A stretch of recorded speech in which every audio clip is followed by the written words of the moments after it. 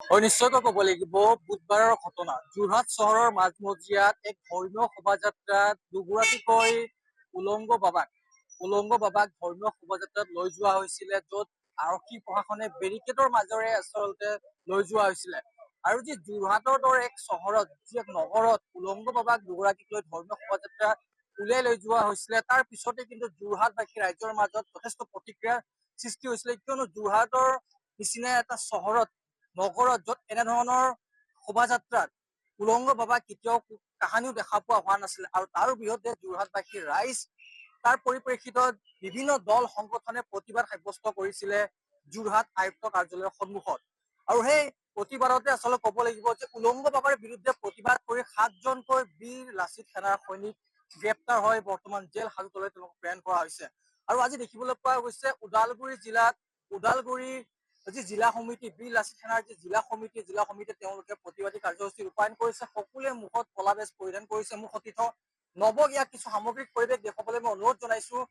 দেখিবলৈ পাইছে টংলা চহৰৰ মাজমজিয়াত ওদালগুৰি জিলা সমিতিৰ যি বীৰ লাচিত সেনাৰ সৈনিকসকলে এইদৰে মুখত কলা কাপোৰ পিন্ধি তেওঁলোকে প্ৰতিবাদী কাৰ্যসূচী ৰূপায়ণ কৰিছে। গণতান্ত্ৰিক প্ৰতিবাদী কাৰ্যসূচী তেওঁলোকে হাতত লৈছে, কিয়নো যি যোৰহাটৰ নিচিনা এটা চহৰত য'ত কাহানিও বা কেতিয়াও এনেধৰণৰ ঘটনা সংঘটিত হোৱা নাছিলে, তাত কেনেকৈ প্ৰশাসনৰ উপস্থিতিত দুজনকৈ উলংগ বাবাক ধৰ্মীয় শোভাযাত্ৰা লৈ যোৱা হৈছে, সমগ্ৰ ঘটনাটো মই জানিবলৈ চেষ্টা কৰিম। দাদা, কি ক'ব? যোৰহাটৰ নিচিনা চহৰত এনেধৰণৰ এটা ঘটনা হ'ল, গোটেই অসমত এক লজ্জিত কৰি পেলাইছে বুলি ক'ব লাগিব। আপোনালোকে আজি দেখিবলৈ পোৱা গৈছে ইয়াত গণতান্ত্ৰিক প্ৰতিবাদী কাৰ্যসূচী ৰূপায়ণ কৰিছে। 7জনকৈ আপোনালোকৰ সৈনিকক গ্ৰেপ্তাৰ কৰি জেল হাজতলৈ প্ৰেৰণ কৰা হৈছে। কি ক'ব সমগ্ৰ ঘটনাটো? আচলতে গণতন্ত্ৰৰ ওপৰত আমাৰ বিশ্বাস আছে আৰু আইন কানুনক আমি বিশ্বাস কৰোঁ, সংবিধানক আমি বিশ্বাস কৰোঁ।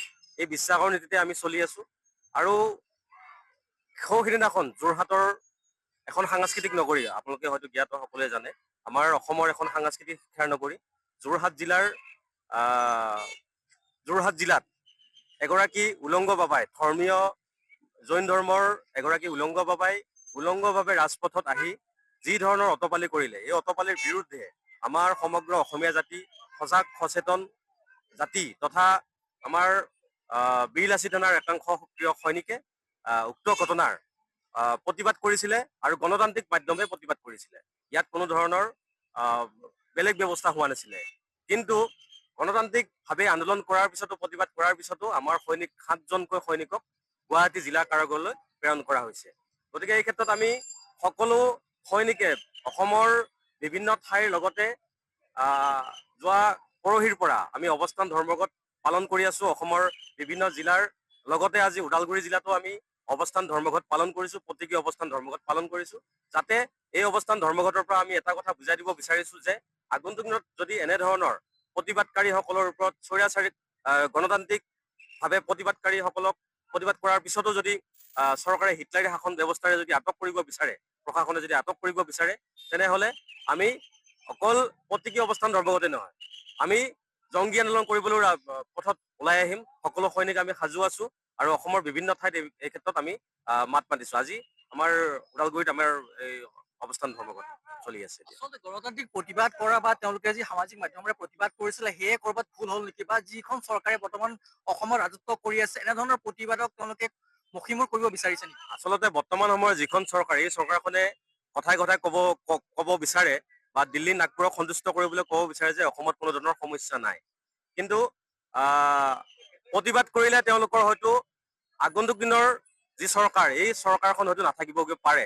আৰু তাৰ সন্দেহতে আমাৰ সৈনিকসকলক বা বিভিন্ন সচেতন মহলক যাতে তেওঁলোকে দমন কৰি ৰাখিব পাৰে, শোষণ কৰি ৰাখিব পাৰে, তাৰ বাবে এই ধৰণৰ তেওঁলোকে পদক্ষেপ গ্ৰহণ কৰে বিভিন্ন সময়ত। নিশ্চয়কৈ ক'ব লাগিব, অসমৰ দৰে এখন ৰাজ্য, যিখন ৰাজ্যত আমি সাজ পোছাকত বিশেষকে গুৰুত্ব দিওঁ, য'ত আমি সাজ পোছাকক লৈ কেতিয়াও অসমত বিতৰ্ক অহা নাই, কিন্তু এয়া দেখিবলৈ পোৱা গৈছে প্ৰথম বুলি ক'বলৈ বিতৰ্ক, য'ত উলংগ বাবা দুজনকৈ লৈ অহা হ'ল যোৰহাটৰ এক চহৰত। এইটো বহুত বেয়া কাম হৈছে আৰু এনেকুৱা লজ্জাজনক ঘটনা অসমত প্ৰথমবাৰ দেখা পাবলৈ গৈছো আমি। তাৰ বিৰোধিতা কৰি আমাৰ বিলেজ সেনাৰ 6জনকৈ ল'ৰা জেল হাজত যাবলগীয়া হৈছে আৰু অসম চৰকাৰক দাবী জনাইছো আৰু সকীয়াই দিছো সেই 6জন ল'ৰা অতি সোনকালে মুকলি আকাশৰ তলত আনিবলৈ ব্যৱস্থা কৰক। নহলে আজি অৱস্থান ধৰ্মঘাট প্ৰতিবাদ কাৰ্যসূচী আমি হাতত লৈছো। অনাগত দিনত ইয়াতকৈ ভয়ানক পৰিৱেশ মানে আমি বিলেজ সেনা অসমে হাতত ল'বলৈ বাধ্য নকৰাব। নহলে ইয়াতকৈ ভয়ানক পৰিস্থিতি আমি বাধ্য কৰিবলৈ আমি সাজু হৈ আছো। গণতান্ত্ৰিকভাৱে আন্দোলনত যদি আমাৰ কোনো চৰকাৰে পদক্ষেপ হাতত নলয় তেতিয়াহ'লে আমি ইয়াত ৰাস্তাত ওলাই কিনে আমি বাটত ওলাই কিনে আমি প্ৰতিবাদ কৰিবলৈ আমি সাব্যস্ত কৰিম। আৰু এটা কথা, অসমত উলংঘ হৈ ধৰ্মৰ প্ৰচাৰ কৰাটো কোনো যুক্তি নহয়। আমাৰ অসমত বহুত ডাঙৰ ডাঙৰ বুদ্ধিজীৱী আছে, বহুত নেতা আছে, তেওঁলোকে জানে যে অসমৰ সংস্কৃতি, অসমৰ ধৰ্ম প্ৰচাৰ কেনেকুৱা হয় আমাৰ অসমীয়া জাতিটোৰ দৰে। ইয়াতে যদি বাহিৰৰ পৰা কোনোবা বনিয়া আহি কেনে উলংঘ হৈ ধৰ্ম প্ৰচাৰ কৰে, আমাৰ আই মাতৃ ভাই ভনীৰ লগত আমি বাটত ওলাব কেতিয়াও নোৱাৰিম আৰু এইটো কেতিয়াও হ'বলৈ নিদিওঁ আমি। অনাগত দিনত এইবোৰ কাৰ্য যাতে বন্ধ কৰে অসমত, তাকে অনুগ্ৰহ কৰিছো। ধন্যবাদ। জয় অসম। মই নিশ্চয় ক'বলৈ শংকৰ মাধৱদেৱ আজান ফকীৰৰ ৰাইজক উলংগ হৈ ধৰ্মীয় শোভাযাত্ৰাত যোৱা হয়। এটা কথা সুধিব বিচাৰিছো, সোণাপুৰৰ কচুতলীত যেতিয়া উচ্ছেদ কৰা হৈছিলে বিল লাচিত সেনা সৈনিকসকলে তাতে গৈ উচ্ছেদক চৰকাৰক প্ৰশংসা কৰিছিলে, সহযোগ কৰিছিলে। তাৰ পিছতে শৃংখল চলিহাদেৱক দুগৰাকীকৈ নিৰাপত্তাৰক্ষী প্ৰদান কৰা হৈছিলে। তাৰ পিছত দেখিবলৈ পোৱা গ'ল যে বিল লাচিত সেনাৰ ওপৰত আকৌ চৰকাৰে 7জনকৈ লোকক গ্ৰেপ্তাৰ কৰিলে।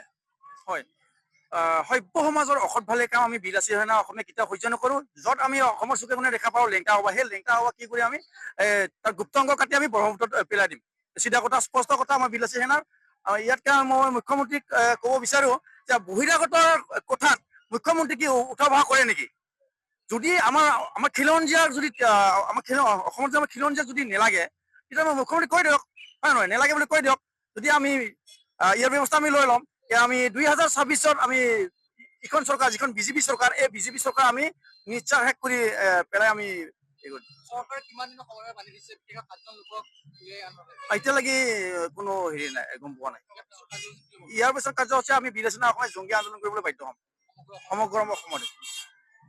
নিশ্চয়কৈ মোৰ সতীৰ্থ নবৈ দেখুৱাই আছে সামগ্ৰিক পৰিৱেশ যে দেখিবলৈ পাইছে ওদালগুৰি জিলাৰ টকলা চহৰৰ মাজমজিয়াত এইদৰে ওদালগুৰি জিলা সমিতিৰ বীৰ লাচিত সেনাৰ সৈনিকসকলে প্ৰতিবাদী কাৰ্যসূচী ৰূপায়ণ কৰিছে। বিশেষকৈ 7জনকৈ যি বীৰ লাচিত সেনাৰ সৈনিকক আৰক্ষীয়ে গ্ৰেপ্তাৰ কৰি জেল হাজতলৈ প্ৰেৰণ কৰিছে। তেওঁলোকক সোনকালে যাতে জেলৰ পৰা উলিয়াই আনিব লাগে। আৰু লগতে তেওঁলোকে এটা কথা উল্লেখ কৰিছে যে যি অসমৰ দৰে এক সভ্য নগৰীত য'ত উলংগকৈ মানুহক লৈ যোৱা হৈছে, দুগৰাকী বাবাক লৈ যোৱা হৈছে, এক লাজৰ বিষয়। আৰু সোনকালে যি 7জনকৈ লোকক আৰক্ষীয়ে গ্ৰেপ্তাৰ কৰিছে, 7জনকৈ লোকক সোনকালে যাতে উলিয়াই দিয়ে চৰকাৰে, তাৰ বাবে তেওঁ দাবী উত্থাপন কৰিছে। অন্যথা গোটেই অসমত তেওঁলোকে প্ৰতিবাদী কাৰ্যসূচী ৰূপায়ণ কৰিব বুলি ইতিমধ্যে দা নিউজ প্লাছৰ দৰ্শকসকলক জানিবলৈ দিয়ে। যিকোনো খবৰৰ বাবে যোগাযোগ কৰক 7099017330 লগতে 7099017110 নম্বৰত।